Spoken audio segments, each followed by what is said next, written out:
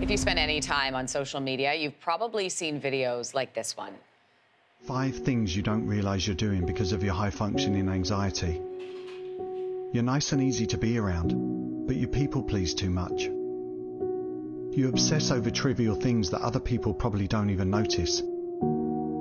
You're consumed by every So mistake you videos make by talking beating about yourself mental up health over have it. been viewed billions of times on TikTok. Some are offering support and community, while others are offering treatment advice. For a closer look at the pros and cons of seeking mental health support from social media, we are joined by clinical psychologist Anne-Marie Mediwake. Good to have you on the show today. Hi, Lindsey. Thanks for having me back. So when you first saw videos talking about mental health issues on TikTok, what was your reaction?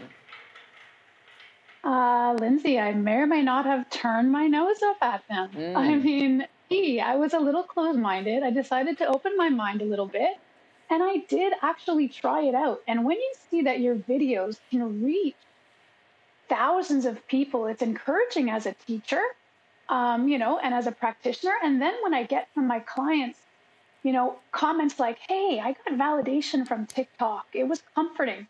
I mean, there's something here. So let's walk through that and unpack that a little bit. So let's talk about the pros and the cons. So what are the pros of getting advice or support from social media? Yeah. So as a teacher, Lindsey, I'm fighting for the attention of my students, in this fast-paced kind of world. With TikTok, things are very straightforward. They are to the point. They are lyrically relevant, musically relevant. They incorporate humor and incorporate pop culture. That's a great learning tool. And then moving forward, as I alluded to before, I have not just students, but clients of mine saying, I got validation from watching this person on TikTok. I had some relief. I found a little community, and at the very least, I didn't feel alone. That's an amazing thing.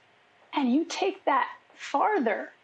If their emotions are validated, if they feel more comfortable, the ultimate goal now, Lindsey, can be achieved, which is they're not going to repress their emotions.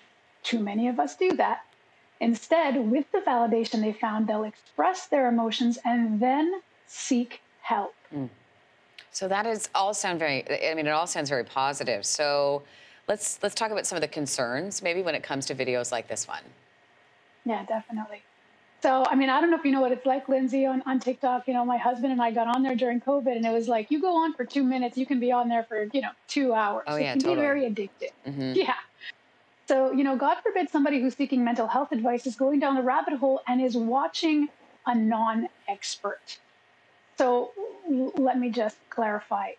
There's nothing wrong with a non-expert giving advice. It can be great advice, but there are dangers. So God forbid a non-expert is giving definitions or explaining diagnoses that are inaccurate. These psychological concepts and psychological diagnoses are complex. There are, nuances. There's specificities when it comes to diagnoses. So somebody watching a non-expert could be led astray. Second, they could be given the wrong advice. If someone on TikTok is doing an exposure therapy for their fear of heights and they say, I just went up to the tallest building in the city and now my fear of heights is gone. Well, the person watching might not be ready for that yet. And so doing that kind of strategy would exacerbate their symptoms. So sometimes people are given the wrong advice.